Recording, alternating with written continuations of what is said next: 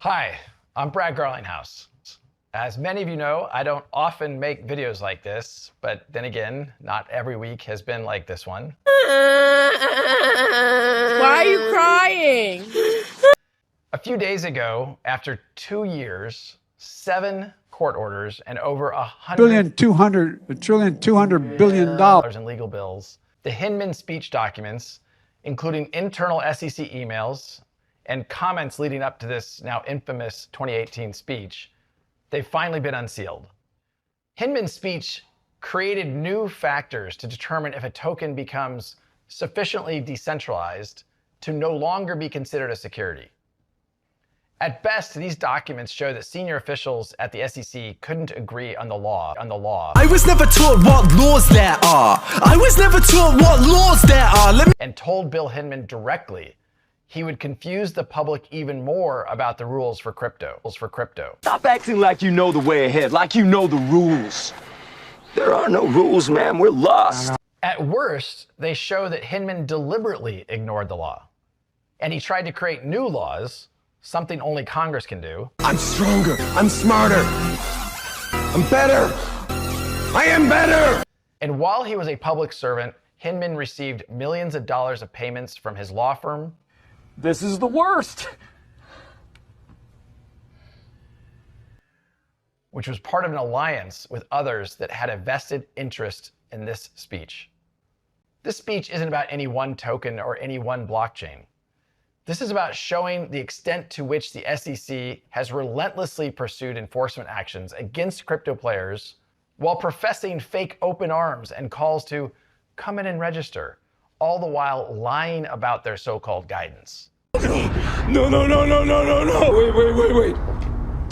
Wait. As some of you may know, Ripple spent years proactively engaging with the SEC. I personally met with Jay Clayton and Bill Hinman, with no lawyer present. Why would I need a lawyer if we were all coming together in good faith? Don't cry. Don't cry. We answered every question they had, and not once did they suggest to me that XRP was a security. We were fully transparent, not knowing they would then use this information against us. The SEC hit us with a surprise Wells notice saying they were considering suing us for breaking securities laws and still refused to provide specifics. To those that have recently been hit with their own Wells notices and lawsuits, this likely sounds all too familiar. When the lawsuit did drop against us, days before Christmas, a very Grinch-like touch. It was perfect. Perfect. Everything, down to the last minute details. They made it personal. They sued Chris Larson and they sued myself, alleging we should have known all along that XRP was a security. You shut up! You shut up! You can now see plain as day, they couldn't even agree amongst themselves. And to me, it still seems like they can't. What we saw play out in our case is exactly what's still happening. The SEC is looking to kill crypto innovation in the United States. Guess what? It grows the economy. Benefits everybody. Hurts nobody. Current chair, an unelected bureaucrat, I might